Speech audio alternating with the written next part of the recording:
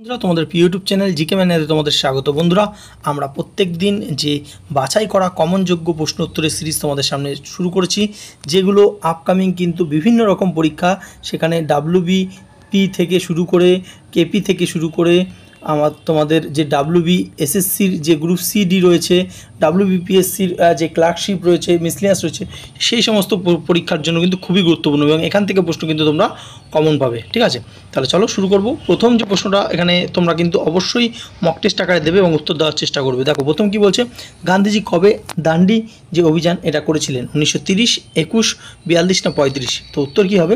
উত্তর হবে অপশন এ, 1930 সালে গান্ধীজি ডান্ডি অভিযান করেছিলেন এবং এটি কিন্তু শুরু করেছিলেন তিনি 6 মার্চ শুরু করে এটা চলেছিল 12ই এপ্রিল পর্যন্ত এবং লবণ আইন ভঙ্গ করেছিলেন, প্রতীকী লবণ আইন ভঙ্গ করেছিলেন। ঠিক আছে, আচ্ছা নেক্সট আমরা দেখব পরবর্তী যে প্রশ্ন, লাল কেল্লা এটা কোথায় অবস্থিত?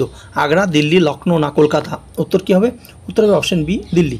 এখান থেকে আরও একটা যে প্রশ্ন আসে যে লাল কেল্লা কে যে তৈরি করেছিল, সেটা কি কে করেছিল? মুঘল সম্রাট শাহজাহান। ঠিক আছে, মুঘল সম্রাট শাহজাহান তিনি কিন্তু এই যে লাল কেল্লা এটা প্রতিষ্ঠা করেছিলেন এবং তিনি কিন্তু তারপরেই যখন আগ্রা থেকে দিল্লিতে রাজধানীটা ট্রান্সফার করেছিলেন, সেই উদ্দেশ্যে কিন্তু লাল কেল্লাটা তিনি তৈরি করেছিলেন। ঠিক আছে, পরবর্তী আমরা দেখে নেব যে ভারতের জাতীয় প্রতীক যে সিংহ স্তম্ভ সেটা কোথা থেকে গৃহীত? লালকেল্লা, সাঁচি, সারনাথ না এলোর?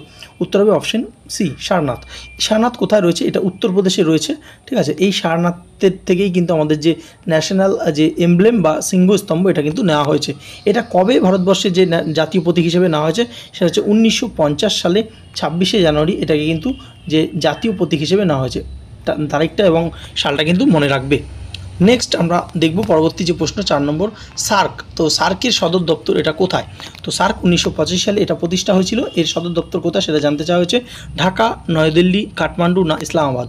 উত্তর হবে অপশন সি, কাঠমান্ডু। কাঠমান্ডু কিন্তু নেপালের রাজধানী কাঠমান্ডু, সেখানে কিন্তু এই সার্কের সদর দপ্তর রয়েছে। পরবর্তী প্রশ্ন আমরা দেখে নেব ডারউইন। তো ডারউইন কোন বিষয়ে বিখ্যাত? পদার্থবিজ্ঞান, গণিত, জীববিজ্ঞান না ভূগোল? তো আমরা প্রত্যেকে জানি জীববিজ্ঞান বা বায়োলজির সঙ্গে কিন্তু তিনি জড়িত। ঠিক আছে, অরিজিন অফ স্পিসিস তিনি গ্রন্থে লিখেছেন এবং এই বইটা কিন্তু বিভিন্ন পরীক্ষায় আসে। ঠিক আছে, ডারউইন, চার্লস ডারউইন। পরবর্তী আমরা দেখব চিপকো আন্দোলন এটি কোন রাজ্যের সঙ্গে যুক্ত? কর্ণাটক, উত্তরাখণ্ড, গুজরাট না মহারাষ্ট্র? তো উত্তর কী হবে? উত্তর হবে অপশন বি, উত্তরাখণ্ড। তো উত্তরাখণ্ডের গাড়োয়াল বলে যে জেলা আছে সেখানে কিন্তু চিপকো মুভমেন্ট হয়েছিল এবং এটি উত্তরাখণ্ডের সঙ্গে যুক্ত চিপকো আন্দোলন, মাথায় রাখবে। নেক্সট 7 নম্বর যে প্রশ্ন আমরা দেখে নেব পরবর্তী কী রয়েছে যে পঞ্চায়েতি রাজ ব্যবস্থার প্রথম প্রবর্তন হয় কোন রাজ্যে? তো পশ্চিমবঙ্গ, রাজস্থান, বিহার না মহারাষ্ট্র? উত্তর হবে অপশন বি, রাজস্থান। রাজস্থানের নাগরকোট বলে যে জেলা রয়েছে সেখানে কিন্তু প্রথম পঞ্চায়েত ব্যবস্থা শুরু হয়েছিল। পরবর্তী প্রশ্ন আমরা দেখে নেব 8 নম্বর যে বেতলা জাতীয় উদ্যান এটা কোথায় অবস্থিত? বা বেতলা ন্যাশনাল পার্ক এটা ঝাড়খণ্ড, ছত্তিশগড়, উড়িষ্যা না বিহার? উত্তর হবে অপশন এ, পশ্চিমবঙ্গেরই যে প্রতিবেশী রাজ্য ঝাড়খণ্ডে কিন্তু এই বিখ্যাত বেতলা জাতীয় উদ্যান রয়েছে। পরবর্তী দেখে নেব 9 নম্বর যে সর্বাধিক ক্রিকেট বিশ্বকাপ জয়ী দল কোনটি? ভারত, অস্ট্রেলিয়া, ইংল্যান্ড না ওয়েস্ট ইন্ডিজ? উত্তর হবে অপশন বি, অস্ট্রেলিয়া। অস্ট্রেলিয়া এখনও পর্যন্ত কিন্তু 6টা যে বিশ্বকাপ জিতেছে এবং সবথেকে সর্বাধিক ক্রিকেট বিশ্বকাপ জয়ী দল হচ্ছে অস্ট্রেলিয়া। পরবর্তী আমরা দেখে নেব 10 নম্বর যে গীত গোবিন্দ রচয়িতাকে? অপশন এ রয়েছে কালিদাস, অপশন বি রয়েছে জয়দেব, অপশন সি বন্দে কবির না অপশন ডি তুলিচাঁদ? উত্তরটা কী হয়ে যাবে? উত্তরটা এখানে হয়ে যাবে অপশন বি, জয়দেব। কবি জয়দেব কিন্তু এই বিখ্যাত গীত গোবিন্দটি লিখেছেন। পরবর্তী প্রশ্ন তোমরা দেখতে পাচ্ছ যে ভারতের স্বাধীনতা আন্দোলনের সময় ভারত ছাড়ো আন্দোলন কবে শুরু হয়েছিল? তো এটা 4টে অপশন যে তোমরা দেখতে পাচ্ছ কী কী, যে 1930, 1942, 1947 না 1920? তো ভারত ছাড়ো আন্দোলন কবে হয়েছিল? ভারত ছাড়ো আন্দোলন হয়েছিল অপশন বি, 1942 সালে কিন্তু ভারত ছাড়ো আন্দোলন হয়েছিল। 1930 সালে আইন অমান্য আন্দোলন হয়েছিল। 1947 সালে ভারতবর্ষ স্বাধীন হয়েছিল। 1920 সালে অসহযোগ আন্দোলন হয়েছিল। ঠিক আছে, তো 4টে সালই কিন্তু উত্তর তোমরা জেনে রাখো। নেক্সট দেখব পৃথিবীর সবচেয়ে বড় মরুভূমি কোনটি? তো সাহারা, গোবি, আতাকামা না থর? দেখো এখানে উত্তরটা হবে অপশন এ, সাহারা। কিন্তু অ্যাকচুয়াল হচ্ছে সাহারা কিন্তু পৃথিবীর সবথেকে বড়, যদি বলে যে উষ্ণ মরুভূমি, উষ্ণ মরুভূমি বললে তাহলে কিন্তু এটা হচ্ছে কি সাহারা হবে। কিন্তু পৃথিবীর যদি সবচেয়ে বড় মরুভূমি হয় সেটা কিন্তু আন্টার্কটিক। ঠিক আছে, তো এবং তারপর হচ্ছে আর্কটিক। ঠিক আছে, তো আচ্ছা তারপর সাহারা 3 নম্বরে আছে। কিন্তু পৃথিবীর সবচেয়ে বড় মরুভূমি যেখানে এইগুলো অপশানে নেই, তার জন্য কিন্তু অ্যান্সারটা হয়ে গেল সাহারা। ঠিক আছে, তো আফ্রিকা অবস্থিত। নেক্সট আমরা দেখে নেব পরবর্তী যে প্রশ্ন, খুবই গুরুত্বপূর্ণ, ইসরো। তো ইসরোর যে সদর দপ্তর বা হেডকোয়ার্টার কোথায়? চেন্নাই, দিল্লি, শ্রীহরিকোটা না বেঙ্গালুরু? উত্তর হবে অপশন ডি, বেঙ্গালুরু। কর্ণাটকের রাজধানী বেঙ্গালুরু, সেখানে কিন্তু ইসরোর হেডকোয়ার্টার রয়েছে।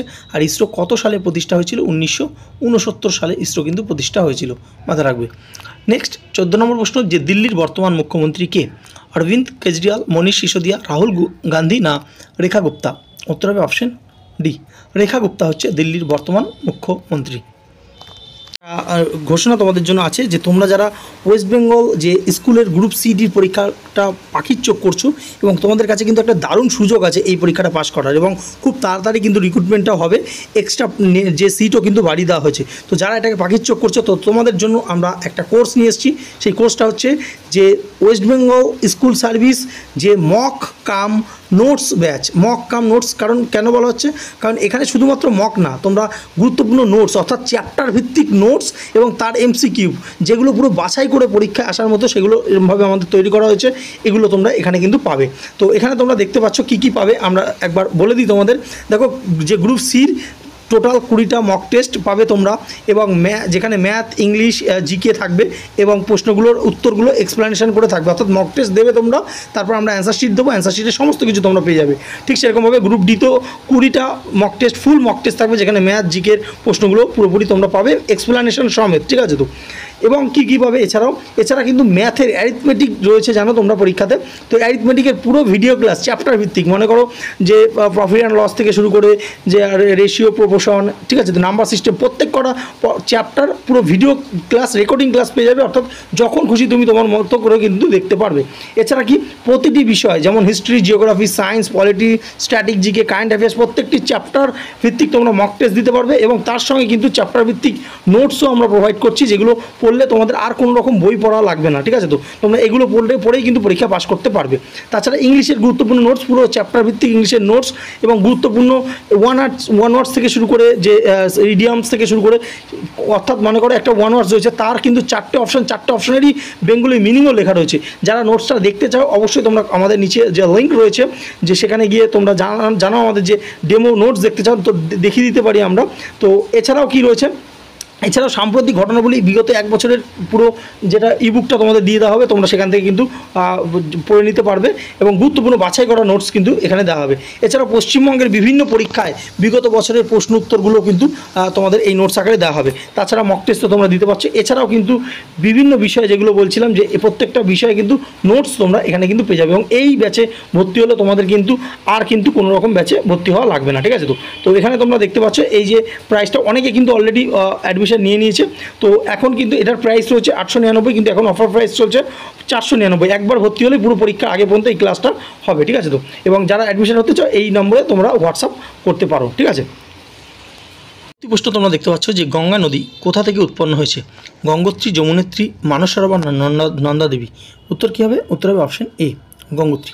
গঙ্গোত্রী হিমবাহ থেকে কিন্তু গঙ্গা নদী উৎপন্ন হয়েছে, যমুনোত্রী হিমবাহ থেকে যমুনা নদী উৎপন্ন হয়েছে, মানস সরোবর থেকে আমাদের যে সিন্ধু নদী উৎপন্ন হয়েছে, আর নন্দা দেবী ন্যাশনাল পার্ক রয়েছে উত্তরাখণ্ডে অবস্থিত। নেক্সট আমরা দেখে নেব পরবর্তী যে প্রশ্ন, 16 নম্বর, ভারতের প্রথম লোকসভা নির্বাচন হয়েছিল কবে? 1950, 1951, 1948 না 1953? উত্তর কী হবে? উত্তর হবে অপশন বি, 1951 সালে কিন্তু ভারতবর্ষে যে প্রথম লোকসভা নির্বাচন হয়েছিল, মাথা রাখবে। ঠিক আছে? আচ্ছা, 1950 সালে আমাদের কী হয়েছিল? আমাদের 1950 সালে 26 জানুয়ারি আমাদের সংবিধান কার্যকর হয়েছিল। ঠিক আছে? মাথা রাখবে। ঠিক আছে? তো আচ্ছা, এটা যদি 1853 হতো, তাহলে কিন্তু 1853 কী হয়েছে? আমাদের প্রথম রেল ব্যবস্থা চালু হয়েছিল।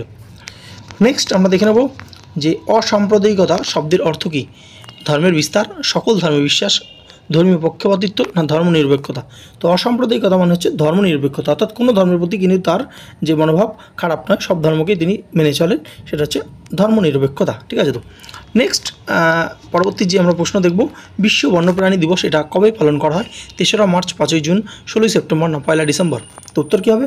উত্তর হবে অপশন এ, 3রা মার্চ। 3রা মার্চ হচ্ছে বিশ্ব বন্যপ্রাণী দিবস পালন করা হয়, এবং 5ই জুন এটা বহু পরীক্ষা আসে, সেটা হচ্ছে আমাদের বিশ্ব কি পরিবেশ দিবস পালন করা হয় 5ই জুন, বিশ্ব পরিবেশ দিবস। 1লা ডিসেম্বর পালন করা হয় ওয়ার্ল্ড এইডস ডে। নেক্সট আমরা দেখে নেব কোন গ্যাসটি গ্রিন হাউস গ্যাস নয়? কার্বন ডাইঅক্সাইড, মিথেন, নাইট্রোজেন না ওজন গ্যাস? তো কোনটা হবে? উত্তর হবে অপশন সি, নাইট্রোজেন গ্যাস কিন্তু গ্রিন হাউস গ্যাস নয়, ঠিক আছে। তো তাহলে গ্রিন হাউস গ্যাস কোনগুলো? কার্বন ডাইঅক্সাইড, মিথেন এবং ওজোন হচ্ছে গ্রিন হাউস গ্যাস। 20 নম্বর প্রশ্ন আমরা দেখে নেব যে ভারতের সংবিধানের রচয়িতা কে? রাজেন্দ্র প্রসাদ, বি.আর. আম্বেদকর, জওহরলাল নেহরু না গোপালকৃষ্ণ গোখলে? তো উত্তর কী হবে? উত্তর হবে অপশন বি, অর্থাৎ বি.আর. আম্বেদকর, তাকে কিন্তু ভারতের সংবিধানের রচয়িতা বলা হয়।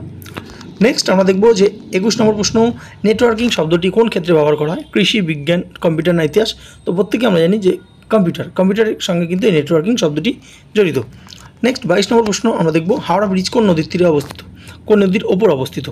আচ্ছা, গঙ্গা, যমুনা, হুগলি না দামোদর? উত্তর কী হবে? উত্তর হবে অপশন সি, হুগলি।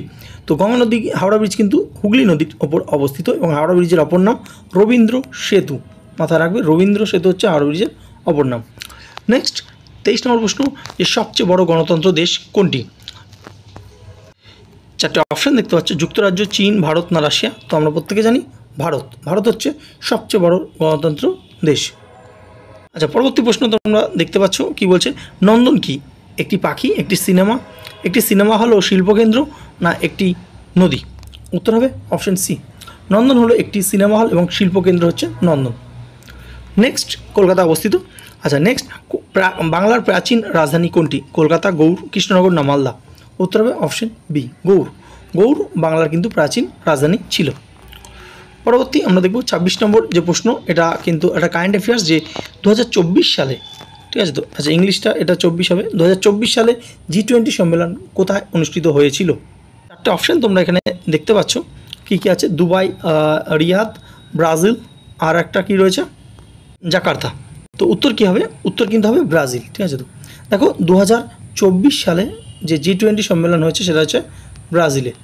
2023-এ হয়েছে কোথায়? আমাদের ইন্ডিয়াতে, মাথা রাখবে।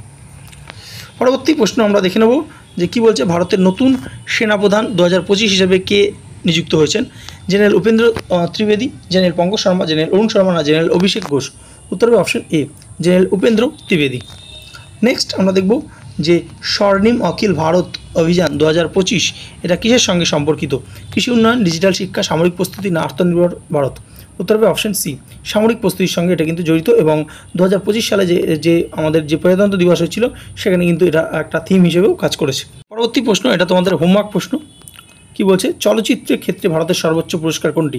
পদ্মশ্রী, পদ্মবিভূষণ, দাদাসাহেব ফালকে না ভারতরত্ন? অবশ্যই কমেন্ট সেকশানে তোমরা উত্তরটা দেওয়ার চেষ্টা করো, ঠিক আছে। আর প্রত্যেক দিন আমরা কিন্তু এরকম বাছাই করা কমনযোগ্য মক টেস্ট তোমাদের সামনে তুলে ধরবো। এছাড়াও কিন্তু আমরা চ্যাপ্টার ভিত্তিক যে প্রত্যেকটা চ্যাপ্টার থেকে যে সমস্ত গুরুত্বপূর্ণ প্রশ্নগুলো আসতে পারে সেগুলো আমাদের মক টেস্ট শুরু হবে। তোমরা আমাদের চ্যানেলটা সাবস্ক্রাইব করে রাখো, পাশে থাকা বেল আইকন ক্লিক করে রাখো এবং আমাদের নিচে যে লিঙ্ক রয়েছে টেলিগ্রামে সেখানে জয়েন হয়ে যাও, কারণ বেশ কিছু জিনিস কিন্তু আমরা ইউটিউবে সবসময় দিতে পারি না, সেগুলো কিন্তু আমরা টেলিগ্রামে দিয়ে দিই। তো অবশ্যই টেলিগ্রামে তোমরা জয়েন হয়ে যাও। ধন্যবাদ।